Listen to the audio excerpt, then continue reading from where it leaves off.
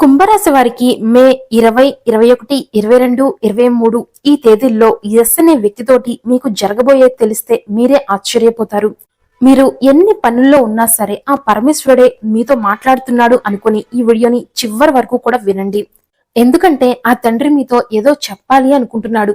కొంతమంది మనుషులు ఏంటంటే మన జీవితం మీద వారి యొక్క ప్రభావం అనేది చాలా తీవ్రంగా ఎక్కువగా ఉంటుంది. కొంతమంది వ్యక్తులు మన జీవితంలోకి వస్తే మనకి అదృష్టం అనేది వస్తుంది. కానీ కొంతమంది వ్యక్తులు మన జీవితంలోకి వస్తే మనకి దురదృష్టం అనేది దరిద్రంలా పట్టి పీడిస్తూ ఉంటుంది. మరి అసలు ఈ ఎస్ అనే వ్యక్తి వల్ల మీకు అసలు మంచి జరుగుతుందా లేదా చెడు జరుగుతుందా? అది ఆడవారా లేదా మగవారా? వారి యొక్క పేర్లోని మొదటి అక్షరం ఎస్ తో మొదలవుతుంది.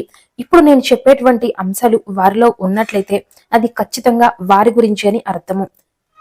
కాబట్టి ఇదంతా కూడా మీరు తెలుసుకోవాలంటే వీడియో చివరి వరకు కూడా చూడండి, ఎక్కడ స్కిప్ చేయకండి. ఇది మీ జీవితానికి ఒక టర్నింగ్ పాయింట్ అని చెప్పొచ్చు. అలాగే వీడియోని లైక్ చేసి మా ఛానల్ కి మీ సపోర్ట్ అనేది అందించండి. మీరు ఇలా లైక్ చేయడం వల్ల మరికొంతమంది కుంభరాశి వ్యక్తులకు వెళుతుంది, వారు కూడా దీనిని ఉపయోగించుకుంటారు.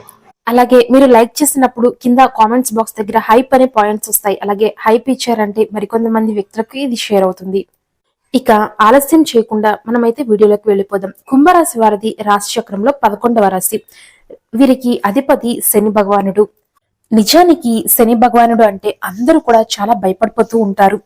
ఎందుకంటే శని భగవానుడు అనగానే ఎన్నో సమస్యలు, జీవితమే చిన్న భిన్నం అయిపోతుంది అని చెప్పి భయపడిపోతూ ఉంటారు. కానీ నిజానికి మనం తెలుసుకోవాల్సిన విషయం ఒకటి ఉంది. శని భగవానుడి యొక్క అనుగ్రహం మన మీద ఉన్నట్లయితే మనకి కొండంత అండ ఉన్నట్టే. మనకి రూపాయికి ఎప్పుడు కూడా లోటు ఉండదు. మనకి సమస్యలు అనేవి మన దరి కూడా చేరవు. చెడుకు మాత్రమే శిక్ష వేస్తాడు శని భగవానుడు. మనం చేసేటువంటి మంచికి ఆయన ఇచ్చేటువంటి వరాలు మనం అసలు తట్టుకోలేమనే చెప్పుకోవచ్చు. అంతటి అదృష్టాన్ని, ఐశ్వర్యాన్ని శని భగవానుడు మనకిస్తాడు. మీ రాశికి అధిపతి శని భగవానుడు కావడం నిజంగా మీరు చేసుకున్నటువంటి అదృష్టం అని చెప్పుకోవచ్చు. ఆ శని భగవానుడి యొక్క అనుగ్రహం వలన మీకు మానసిక స్థితి గాని, మీ యొక్క ఆలోచన విధానం, ఆశ, ఎదుటి వారిని పట్టించుకోకపోవడము, చెడు ఏదైనా ఉన్నా సరే ఆ చెడుని వదిలేసి మంచిని మాత్రమే స్వీకరించగలగడం, నలుగురిని ప్రేమించడం, కుటుంబ సభ్యులని ప్రేమగా చూసుకోవడం, ఇవన్నీ కూడా శని భగవానుడి యొక్క అనుగ్రహం మీ మీద ఉండబట్టే మీరు చాలా బలంగా, దృఢంగా, నలుగురిలో కాస్త స్పెషల్ గా ఉన్నారని చెప్పుకోవచ్చు. అయితే మీ మీద నరదృష్టి అనేది చాలా బాగా ఎక్కువగా ఉంది. మీకు వచ్చేటువంటి సమస్యలన్నీ కూడా ఈ నరదృష్టి వలనే వస్తూ ఉంటాయి. మీరు దీన్ని నమ్మినా నమ్మకపోయినా మీకైతే విపరీతమైనటువంటి దృష్టి ఉంది. అయితే ఈ ఎస్ అనే వ్యక్తి మీ జీవితంలోకి వస్తారు. అయితే వీరు పురుషులై ఉంటారు. స్త్రీలకి వీరు పురుషులుగా పరిచయం అవుతారు. ఇక స్త్రీలు కూడా ఉంటే ఉండొచ్చు, కానీ మగవారికైతే స్త్రీ రూపంలో ఎస్ అనే వ్యక్తి పరిచయం అవుతారు. అలా మీరు ఆడవారైతే మగవారి రూపంలో, మగవారైతే ఆడవారి రూపంలో వీరు మీకు పరిచయం అవుతారు. మీరేంటంటే మీ పని ఏదో మీరు చేసుకుంటూ చాలా క్రమబద్ధంగా వెళ్ళిపోతున్నటువంటి సమయంలో అటువంటి సమయంలోకి మీ జీవితంలోకి వస్తారు. వారు మీ జీవితంలోకి వస్తారు. ఏంటంటే మీరు మంచి యవ్వన వయసులో ఉన్నప్పుడు వీరు మీ జీవితంలోకి వస్తారు. మీరు మంచిగా చదువు మీద శ్రద్ధ పెడుతున్నప్పుడు, లేదా మీరు ఒక వ్యాపారం మీద కావచ్చు, ఒక ఉద్యోగంలో కావచ్చు, పూర్తిగా మీరు దృష్టి పెట్టినప్పుడు అటువంటి సమయంలో వీరు మీ జీవితంలోకి వస్తారు. అప్పుడే మీరు మా జీవితంలో మేము సెటిల్ అవుతాము అని చెప్పి ఎంతో దృఢంగా మిమ్మల్ని మీరు నమ్ముకుని ముందుకు వెళ్లే సమయంలోనే సరిగ్గా వీరు అడ్డుపడతారని చెప్పవచ్చు.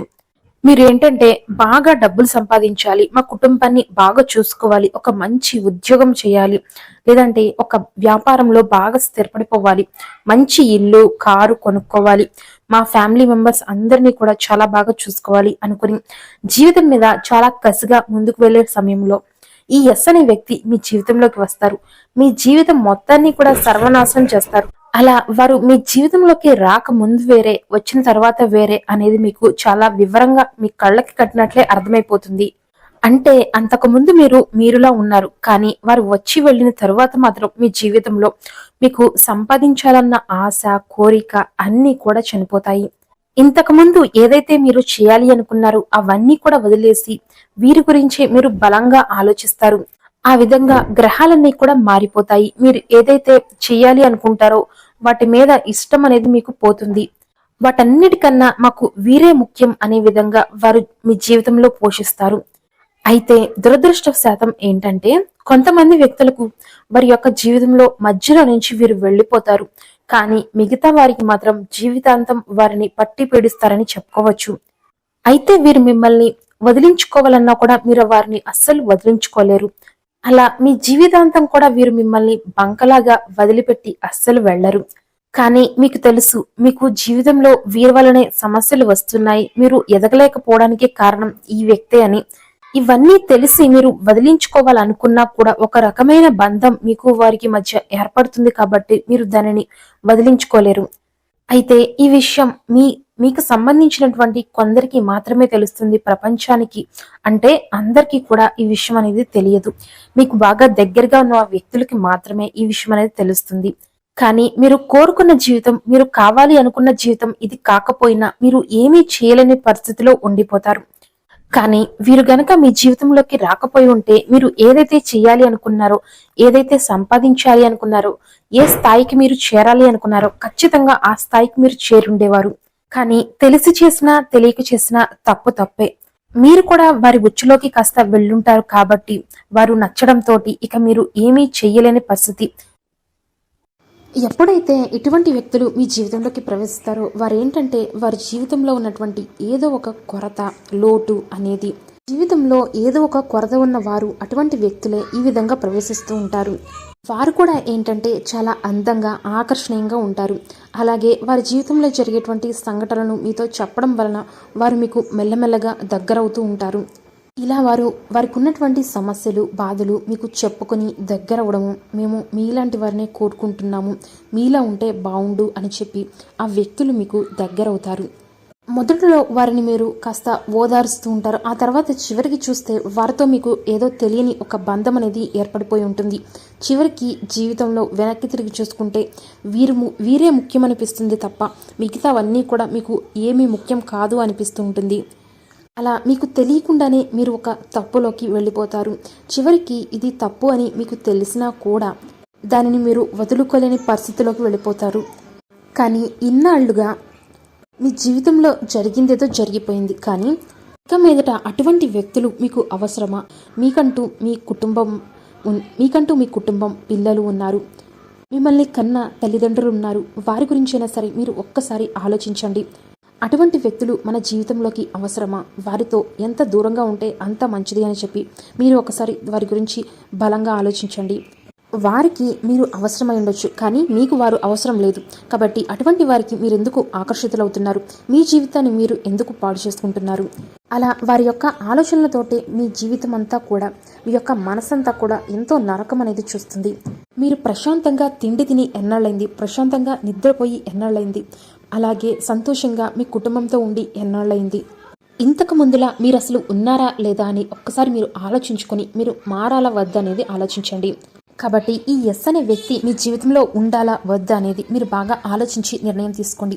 వారేంటంటే మీరు తప్ప మాకు వేరే ఎవరితో కూడా మేము బతకలేము అనే విధంగా మిమ్మల్ని అంటూ ఉంటారు. కానీ ఇదైతే మీరు అస్సలు కారు. మీ వ్యక్తిత్వం అనేది కూడా ఇది కాదు. మీరు నలుగురికి ఆదర్శవంతంగా ఉండేటువంటి వారు. మీ యొక్క ధైర్యం కానీ, టాలెంట్ కానీ, మీ యొక్క తెలివితేటలు కానీ, కొత్త విషయాలని కనిపెట్టడంలో కావచ్చు, అందచందాల్లో కావచ్చు, ఇలా అన్నిటిలో కూడా మీరు చాలా ముందుండేటువంటి రాశి మీది. అందరికన్నా కూడా మీరు చాలా తెలివిగలవారు.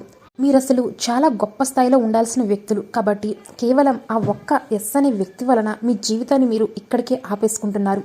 కాబట్టి ఇదంతా కూడా కరెక్టేనా అనేది మీరు ఒక్కసారి మనస్ఫూర్తిగా ఆలోచించుకోండి.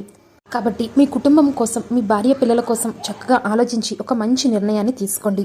కానీ చెడు ఆలోచనలతోటి మనసు పాడు చేసుకోకండి. ప్రతి సోమవారం కూడా ఆ పరమేశ్వరుని పూజించి ఒక చెంబు నీళ్లు శివుడికి అభిషేకం చేసుకుని ఇంట్లో చక్కగా సాంబ్రాణి ధూపం వేసుకోండి. ఈ విధంగా చేయడం వల్ల మీకు మానసిక ప్రశాంతత అనేది ఏర్పడుతుంది. మంచి ఆలోచన, నిర్ణయాలు అనేవి మీకు సొంతమవుతాయి.